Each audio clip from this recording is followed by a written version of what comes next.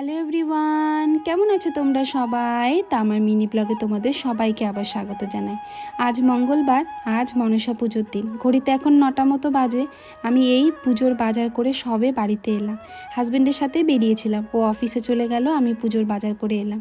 এসেই দেখি কি বৃষ্টি শুরু হয়ে গেছে। মনসা পুজোর দিন তো বৃষ্টি হবেই। ভিজে ভিজে ঠাকুরের বাসনগুলো ধুয়ে রাখলাম, ঠাকুরের ঘরটা মুছে রাখলাম। স্নান করে চললাম এবার ঠাকুর ঘরে। দাঁড়াও, কলা পাতাটা নিয়ে ঠাকুর ঘরে যাই। এই কলা পাতাটা আমি আমার প্রতিবেশী বাড়ির দিদির কাছ থেকে নিয়ে এসেছি। ওরা এই বাড়িতে থাকে না, ওদের গাছ আছে, তাই দেওরকে বললাম যে একটু কেটে নিয়ে এসো। চলো এবার পুজো শুরু করি। আমি ছোট থেকে আমার মাকে দেখেছি মনসা পুজো করতে একদম অন্যরকম, কিন্তু আমার এই বাড়িতে এসে নিয়মকানুন খুব একটা জানা নেই, যেহেতু আমার শাশুড়ি মা নেই। তাই আমি আজকে নিজের মতো করে মাকে স্মরণ করে পুজো করলাম। এই যে প্রথমে কলা পাতাটা পাতলাম, তার উপরে 5টা দুব্বো, ধান, ফুল আর 5টা সিঁদুরের ফোঁটা দিয়ে তালটাকে বসিয়ে দিলাম। আমাদের বালুরঘাটে আমি দেখেছি বাজারে মুন্ডুস কিনতে পাওয়া যায়। আমার মাকে আমি দেখতাম ছোটোবেলায়, এই যে তালটা রাখলাম, ওই তালের উপরে মুন্ডুসটাকে বসিয়ে রাখতো। আমি সকালে বাজারে গেছিলাম, এখানে সেরকম কিচ্ছু নেই। এখানকার লোকেরা কিভাবে পুজো করে আমি সত্যিই জানি না।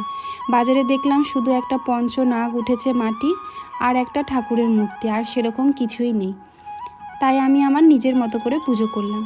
যেহেতু মনসা মায়ের কলা পাতা পছন্দ, তাই কলা পাতাতেই মাকে স্মরণ করে আমি মনে মনে বসালাম। আমার মা বলে মনসা পূজায় কিছু কর বা না কর, 2টো বাটিতে 2টো কলা দিয়ে মাকে অবশ্যই দিবি, কারণ মায়ের দুধ কলা বড্ড পছন্দ।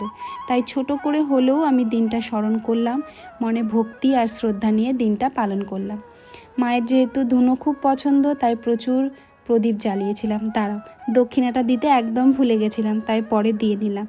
মাকে ভালো করে প্রদীপ দেখিয়ে নিলাম, ধুনো জ্বালিয়ে নিলাম। মায়ের তো ধুনো ভীষণ পছন্দ। আর এভাবেই আমি আমার মনসা পুজোটা পালন করলাম। জয় মা মনসা। চলো, পুজো হয়ে গেছে, এবার গোটা বাড়িতে একটু ধুনোটা দেখিয়ে নিলাম। এখন একবার দেখিয়ে নিই, সন্ধ্যাবেলা যখন মায়ের সামনে আবার প্রদীপ জ্বালাবো তখন একবার ধুনো দেখাবো। দেখো বাইরে আবার এই সময় কি সুন্দর রোদ উঠেছে। আমি যখন বাইরে ধুনো দেখাচ্ছিলাম, আমার সামনের বাড়ির জেঠিমা আমাকে বলছে আমাকে নাকি নতুন বউয়ের মতো লাগছে। বছর 3 হলো আমার বিয়ে হওয়া, এর পরেও যে এত সুন্দর একটা কমপ্লিমেন্ট পেলাম, বেশ ভালোই লাগলো। যাই হোক, আজকে নিজের পছন্দের একদম রান্না হয়েছে। আজকে তো নিরামিষ, মনসা পুজোর দিন নিরামিষ খেতে হয়, আমার শ্বশুরবাড়িতে নিয়ম আছে। তাই সকালে ভেজ ডাল, একটা নিরামিষ তরকারি হয়েছিল। আমার ভেজ ডাল হলে আর কিছুই লাগে না। আর একটু ধনেপাতার বড়া ভেজে নিয়েছিলাম। তো চলো, খেতে খেতে তাহলে আজকের ভিডিওটা এখানেই শেষ করছি। তোমরা সবাই ভালো থেকো, দেখা হবে পরের ব্লগ।